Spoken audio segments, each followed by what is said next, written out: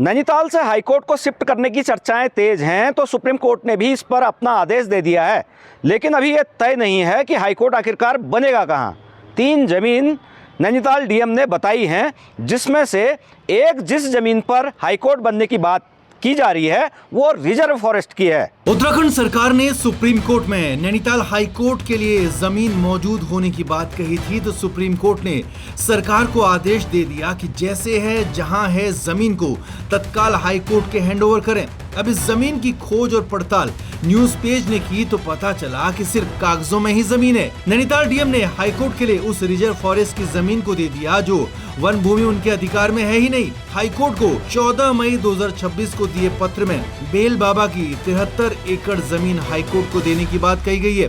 तो दूसरी जमीन मदनपुर गांव में बताई गई है जो सिर्फ 13.8 एकड़ है। हालांकि इसको और बढ़ाने के लिए गांव के 15 परिवारों को हटाना होगा तो उनकी जमीन भी लेनी पड़ेगी। वहीं तीसरी जमीन गौलापार की है जो करीब 20 एकड़ की है, लेकिन इस जमीन पर हाईकोर्ट पहले ही लगभग असहमति जता चुका है। यहाँ पर 4000 से ज्यादा पेड़ों को काटना पड़ेगा। अब इन सब में बेल बाबा की जमीन ज्यादा तो है, लेकिन ये तराई ईस्ट फॉरेस्ट डिवीजन रुद्रपुर की है। इसके लिए केंद्र सरकार के पर्यावरण मंत्रालय से परमिशन जरूरी है, जो मिलनी लगभग मुश्किल है, क्योंकि एक्ट कहता है कि फॉरेस्ट में नॉन फॉरेस्ट एक्टिविटी हो ही नहीं सकती।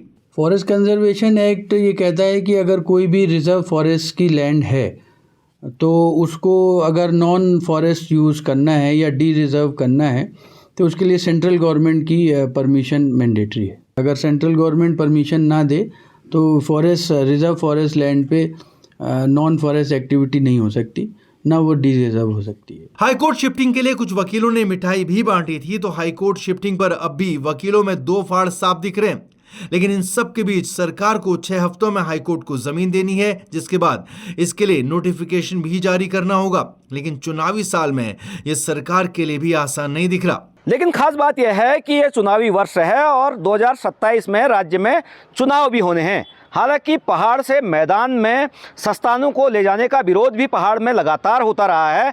ऐसे में हाईकोर्ट जैसे संस्थान को मैदान में शिफ्ट करने का रिस्क क्या उत्तराखंड सरकार लेगी? अगर ऐसा होता है, अगर कोई नोटिफिकेशन सरकार जारी करती है, तो इसमें सरकार पर सीधे सवाल उठेंगे कि आखिरकार क्या ये सरकार पहाड़ विरोधी है। Virendra Bisht, news page, Nainital.